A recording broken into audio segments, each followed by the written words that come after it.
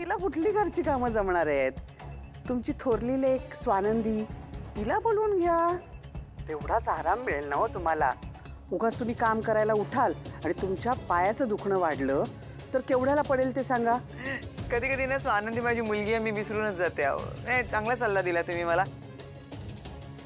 बोलवते नाही तिला बोलवते. बरोबर बरोबर, ती करेल बाबा माझं काहीतरी. हो, पण एक काळजी घ्या. काय? स्वानंदी तुमच्याकडे आली ना की समरचं आणि तिचं बोलणं होणार नाही ह्याची काळजी घ्या तेवढी. का? काय झालं? अहो, का म्हणून काय विचारताय?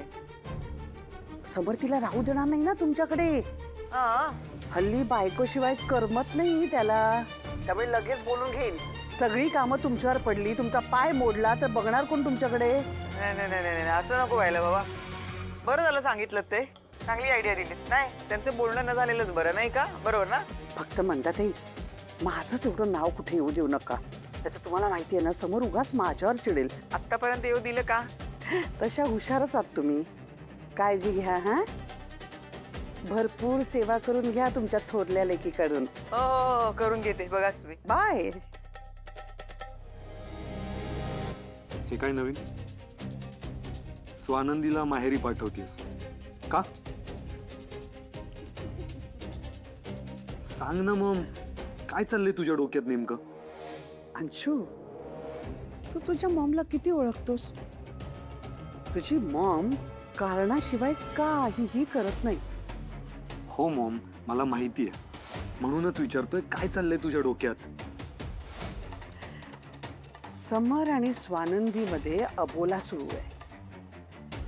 तो मला वाढवायचा आहे आणि त्यासाठी त्यांच्यात दुरावा निर्माण करते.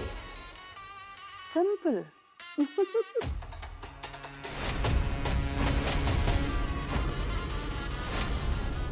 का असं वागताय तुम्ही? तुम्हाला काहीच वाटत नाहीये का? मला येते तशी तुम्हाला माझी आठवण नाही येते का?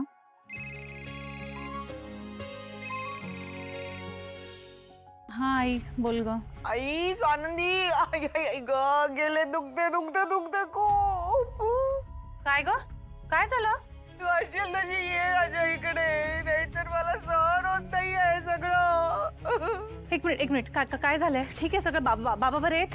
अरे तुझ्या बाबांना काय झालंय? ते एकदम टणटणीत आहेत. झालं मला आहे, त्या आदिरानं खूप छळ सुरू केलाय का, माझा सहन होत नाहीये. आज तर चक्क तिने मला ढकलून दिलं. पाय सुटलाय माझा. मला चालता येत नाहीये, उठता येत नाहीये. तू प्लीज ये.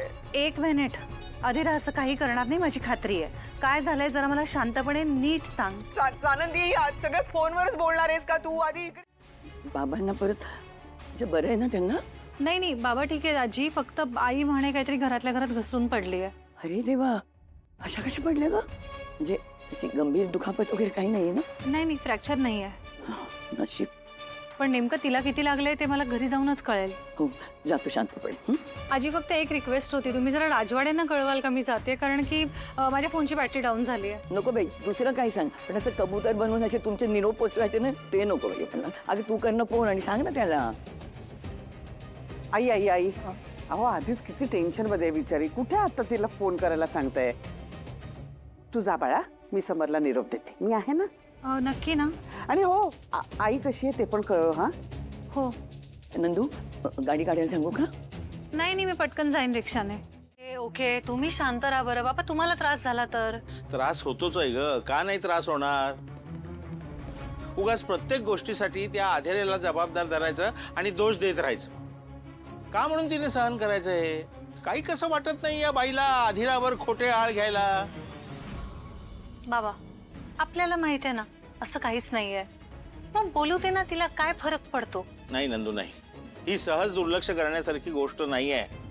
आम्हाला या रोजच्या भांडणाचा ना कंटाळा आलाय ग.